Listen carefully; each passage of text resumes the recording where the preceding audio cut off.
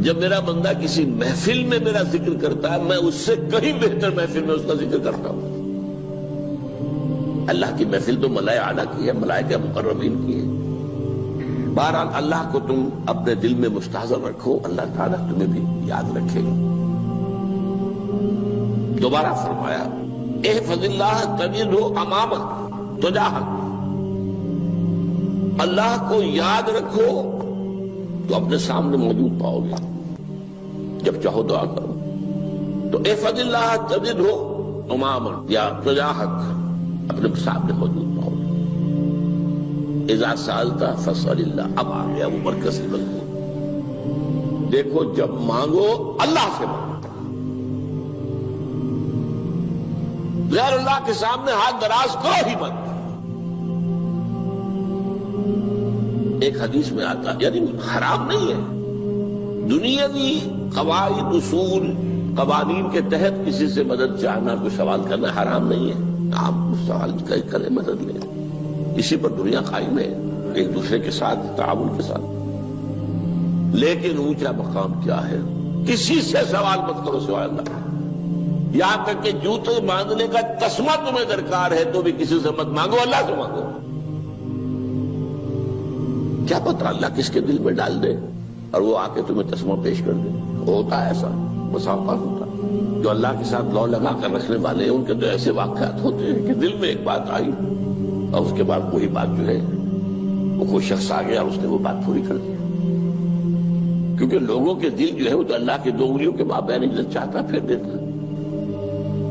کیا پتہ اللہ کسی فرشتے کو انسانی شکل میں بھیج دے، آتا ہے فرشتہ، آتا ہے انسانی شکل میں، آپ کی تکلیف کو رفع کر دے، آپ کی ضرورت کو پورا کر دے، اسی سے مانگو، کسی اور سے مانگو۔ یہ ہے توحید کا لب لباب۔ یوں سمجھیے اسلام کی جڑ کیا ہے؟ ایمان۔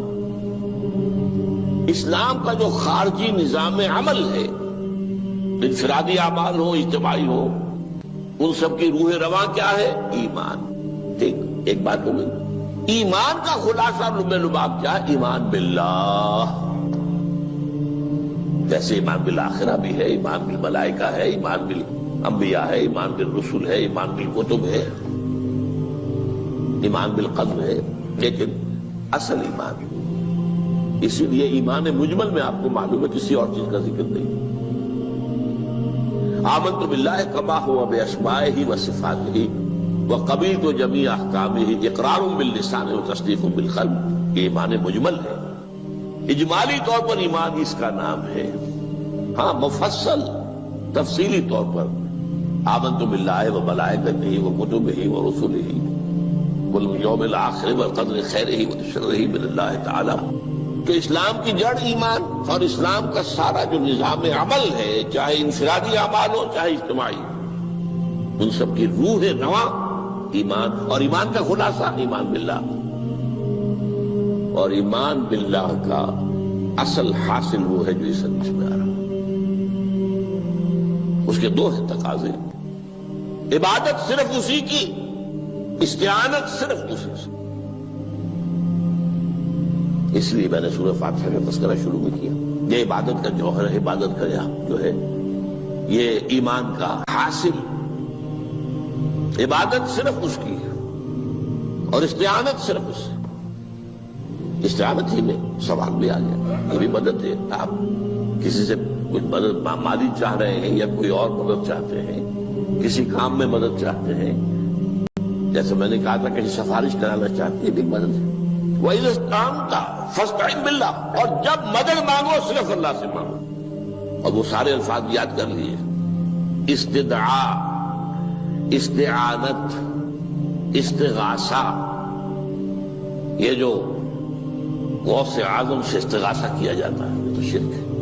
استغاثہ اللہ سے، دعائی اللہ کی، اس اعتبار سے استمداد، استعانت، استدعاء، استغاثہ، یہ سب اللہ سے، صرف اللہ سے۔ عبادت صرف اللہ، ایاک نعبد، اور استعانت صرف اللہ سے، مانگو صرف اللہ سے، جب مدد طلب کرو صرف اللہ سے۔ اور جان لو اگر تمام لوگ جمع ہو کر تمہیں کوئی فائدہ پہنچاؤں گے، نہیں پہنچا سکتے، الا بشیء قد کتب اللہ لک وان اجتمعوا علی ان یضروک بشیء لم یضروک الا بشیء قد کتب اللہ علیک. اگر سب مل کر چاہیں تمہیں کوئی نقصان پہنچا دے نہیں پہنچا سکتے مگر وہی کچھ جو اللہ نے تمہارے لیے لکھ دیا. اب بتائیے خوف کی جڑ کٹ جائے گی کہ نہیں؟ یہ جو ایمان جو ہے یہ خوف اور حزن دونوں سے نجات دلانے والی بات ہے. جو حقیقی مومن ہے وہ اللہ کا ولی ہے. حقیقی مومن وہ اللہ کا ولی ہے. اور الا ان اولیاء اللہ لا خوف علیہم ولا هم يحزنون. یہ اولیاء اللہ کو علیحدہ مخلوق نہیں ہے, کوئی ان کے سر پہ سینگ نہیں ہوتے, انسان ہی ہوتے ہیں. لیکن حقیقی معنی میں مومن ان اعتبارات سے جو آج ہم پڑھ رہے ہیں ایمان اس درجے کا پہنچ گیا تو اللہ کا ولی ہے. اور لوگ کے لیے خوف کس بات کا ہوگا؟ کس سے خوف کروں؟ اس کے ہاتھ میں کچھ ہے ہی نہیں. اور اگر کچھ اللہ نے میرے لیے لکھ دیا وہ آ کر رہے گا, چاہے میں لاکھ گڑ گڑاؤں اور اس کے سامنے کہ مجھے چھوڑ دے. اگر اللہ نے لکھا وہ آیا وہ تو آئے, تو کاہے کو اس کے سامنے گڑ گڑانا, کاہے کو جبرسائی کرنا اس کے سامنے. اور کسی کے ہاتھ میں کچھ ہے ہی نہیں, میرا خیر ہے ہی نہیں, کاہے کو خوشامد کرو اس کی. اور سنیے, رفعت الاقلام. دیکھو نوجوان, قلمیں اٹھا لی گئی ہیں, وجفت الصحف, اور جو رجسٹر ہیں صحیفے ان کی سیاہی خشک ہو چکی ہے. یہ ہے وہ اللہ کا علم, اس میں ہر شے لکھ دی گئی ہے. اس کی قلم اٹھا لیے گئے. وہ جیسے آپ کو معلوم ہے امتحان ہوتا تھا, 3 گھنٹے ختم ہو گئے, اسٹاپ رائٹنگ, بس اب قلم رک جانا چاہیے. وہ قلم تو تقدیر کا کاتب جو ہے وہ قلم اس کا اب اٹھا لیا گیا, اور جو صحیفے جن پر کے لکھا گیا وہ خشک بھی ہو گئے. یہ تو روایت ہے جو امام ترمذی نے جس کو روایت کیا, یہ متن ان کا ہے جو ہم نے پڑھا ابھی, اور ان کا قول یہ ہے کہ یہ حدیث حسن صحیح ہے. لیکن یہی روایت اور انہی راوی سے عبداللہ ابن عباس سے رضی اللہ تعالیٰ عنہما اور بھی محدثین نے کی ہے. تو اس میں سے ایک اور متن جو ہے وہ یہاں پر امام نووی نے دے دیا ہے. احفظ اللہ تجدہ امامک, یہ تو پہلا وہ ٹکڑا تھا. وقت تو جاہک تھا, یہاں امامک ہے. امام مطلب ایک ہی ہے, اپنے سامنے پاؤ.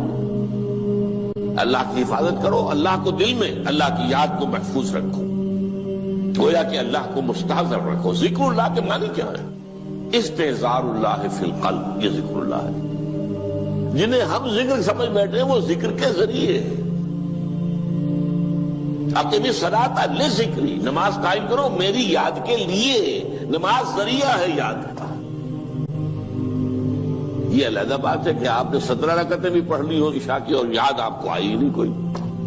آپ تو ایک میکینیکل انداز میں جو ہے وہ اٹھک بیٹھک کر رہے ہیں اور آپ کی زبان سے کچھ بھی نکل رہا ہے, تو اس کا آپ کے شعور سے, دل کی گہرائی سے کوئی رابطہ ہے ہی نہیں. وہ ذکر تو نہیں ہوا. ہاں نماز فرض تھی وہ ادا ہو گئی, آپ کی فرض ادا ہو گئی. تو جنہیں ہم نے ذکر سمجھا وہ ذرائع ذکر ہے. اللہ اللہ, سبحان اللہ زبان سے, یہ تاکہ اس کے نتیجے میں وہ ذکر حاصل ہو جائے. استحضار اللہ فی القلب, ذکر کے معنی ہے استحضار اللہ فی القلب. تعرف الی اللہ فی الرخاء, اور دیکھو کشادگی کے وقت میں تم اللہ کو یاد رکھو, اللہ کی طرف رجوع کیے رہو, بھول نہ جاؤ. وہ نہ ہو جو کبھی کہا تھا بہادر شاہ ظفر کے اشعار میں سے, بہت زور کا شعر ہے. ظفر آدمی اس کو نہ جانیے چاہے کتنا ہی ہو فام زکا, جسے عیش میں یاد خدا نہ رہی, جسے تیش میں خوف خدا نہ رہا. وہ ہے کشادگی کی حالت میں, جبکہ تمہارے لیے کشادگی ہے. اللہ کی طرف رجوع کیے رکھو.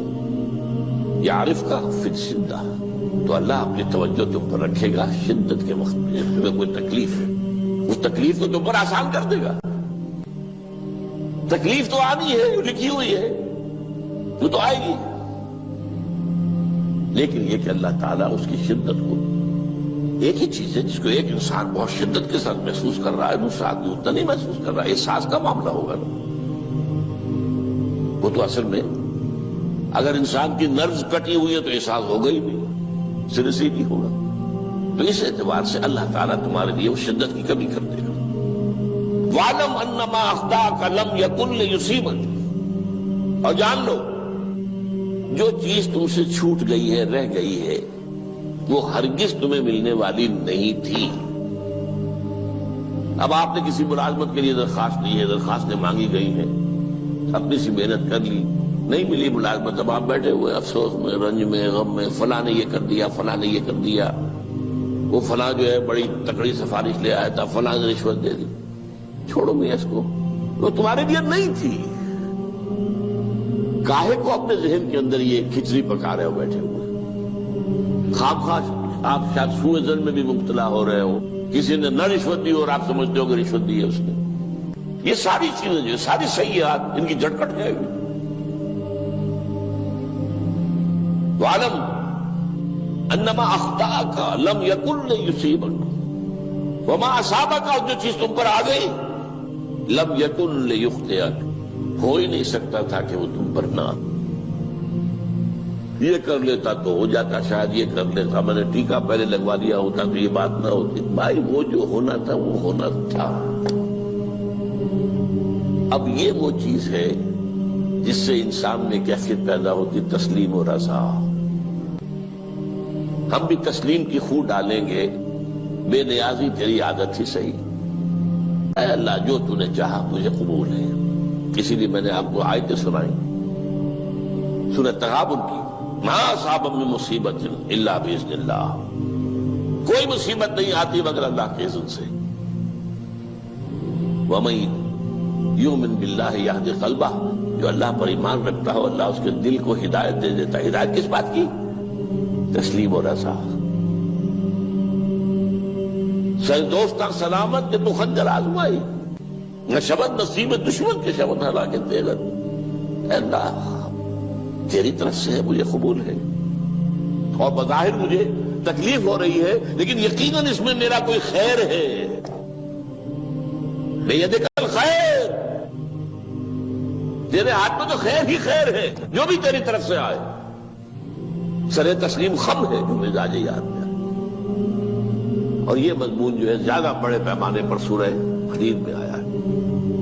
ما اصاب من مصیبت فی الارض ولا فی انفسکم الا فی کتاب من قبل ان نبرأها، کوئی مصیبت نہیں آتی نہ تمہاری جانوں میں نہ زمین میں زلزلہ آ جانا، سیلاب آ جانا، کچھ اور زمین کا دھنس جانا، یا یہ ہے کہ تمہاری جانوں میں کوئی بخار ہو گیا، کوئی اور تکلیف ہو گئی، اچانک معلوم ہوا کہ انسان جو کینسر ہے، اور کینسر بھی اب 3rd سٹیج کو پہنچ چکا ہے، لیکن جو بھی آیا ہے وہ اللہ کے علم کی کتاب میں پہلے سے لکھا ہوا ہے۔ فی کتاب من قبل ان نبرأها، یہ کتاب میں درج ہے اس سے پہلے کہ ہم اسے ظاہر کریں۔ اس کا نتیجہ کیا نکلنا چاہیے؟ لیکن لا تأسوا علی ما فاتکم ولا تفرحوا بما آتاکم، افسوس نہ کیا کرو جو تم سے جاتا رہے، چھوٹ جائے، کوئی عزیز فوت ہو گیا، کوئی موقع ہاتھ سے نکل گیا، ارے بھائی میں چوک گیا، بڑا موقع تھا، اب اس پر افسوس کر رہے ہیں؟ نہیں، جو چیز دیکھیں لا تأسوا علی ما فاتک ولا تفرحوا بما آتاک، جو اللہ تمہیں دے دے اس پر اتراؤ مت۔ وما اصابک لم یکن لیخطئک واعلم ان النصر مع الصبر، اور جان لو اللہ کی مدد صبر کے ساتھ آتی ہے، جو آئے اس کی طرف سے جھیلو، زبان پر کلمہ شکوہ اور شکایت نہ آئے، اللہ سے شکایت نہ آئے، تسلیم و رضا، جو تیری رضا ہے۔ تیری صحت ہمیں منظور ہے لیکن اس کو، مولانا محمد علی جوہر ایک مرتبہ جیل میں گئے، ایک بیٹی بیمار ہوئی، فوت ہو گئی، اس کے بعد دوسری مرتبہ پھر جیل میں گئے، دوسری بیٹی کو وہی بیماری ہوئی، جیل میں اطلاع ملی کہ بیٹی کو یہ بیماری ہو گئی ہے، تو خط لکھا اشعار کی شکل میں، کا آخری شعر یہ ہے، تیری صحت ہمیں منظور ہے لیکن اس کو نہیں منظور تو پھر ہم کو بھی منظور۔ ہم تو چاہتے ہیں میں بیٹی کے تجھے شفا ہو جائے، اسے منظور نہیں تو پھر ہمیں بتا۔ وَاعْلَمْ أَنَّ النَّصْرَ مَعَ الصَّبْرِ وَأَنَّ الْفَرَجَ مَعَ الْكَرْبِ۔ فرج، فراخی، کھل جانا کسی چیز کا، یہ ہے کرب کے ساتھ، تکلیف کے ساتھ، تکلیف ہوتی ہے ساتھ۔ اللہ نے قانون بنایا ہے دنیا کا۔